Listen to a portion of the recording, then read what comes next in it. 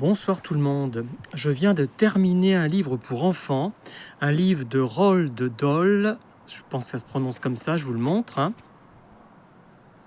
C'est celui qui a écrit Charlie et la chocolaterie. Donc 1916, j'ai oublié la date de fin, 1990, donc il est mort assez jeune.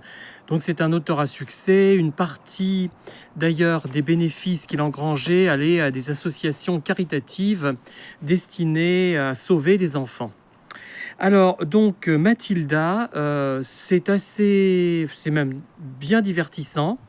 Alors c'est une gamine absolument surdouée qui a 4 ans et demi, sait lire, écrire, compter, elle est même calculatrice prodige.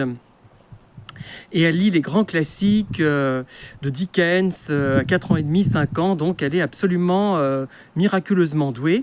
Mais elle a des parents qui s'en foutent royalement. Le père, c'est un escroc qui tient un garage de véhicules d'occasion. La mère, elle passe son temps à jouer au loto. Et personne ne s'occupe de cette Mathilda. Elle a un frère également. Elle va être scolarisée, elle va tomber sur une gentille institutrice, mais dans cette école, il y a une très méchante directrice qui est un véritable monstre de force, de méchanceté. Enfin, c'est incroyable et c'est vraiment dans la caricature, hein. C'est vraiment un peu comme Astérix par certains côtés. On n'est plus dans le réel, même si beaucoup de choses sont réelles quand même. Elle a des dons même supranormaux, cette gamine, donc il y a différentes péripéties qui surviennent. Donc c'est un roman, je dirais, quand même divertissant,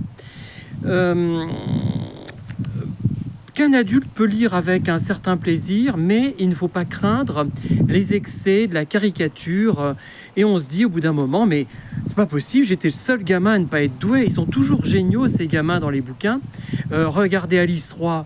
À 18 ans, elle paraissait avoir physiquement 30 ans et intellectuellement 40 ans.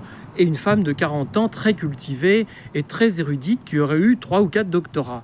Donc là, Mathilda, elle est très douée, mais en même temps, elle est assez simple, elle ne se rend pas compte de ses compétences, elle ne pérore pas. Et donc voilà, c'est un livre plutôt sympathique. Merci de m'avoir écouté, à très bientôt.